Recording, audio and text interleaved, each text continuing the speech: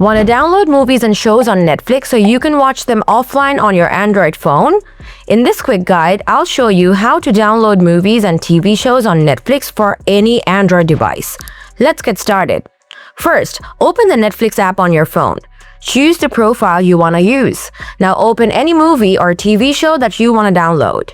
Right below the title, look for the download icon. It looks like a downward arrow. Tap on it.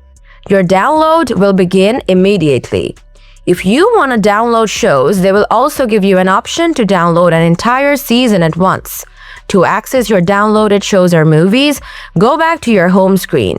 Now tap the download icon in the top part of your screen. All your offline movies and episodes will appear here. You can watch them anytime, even without internet.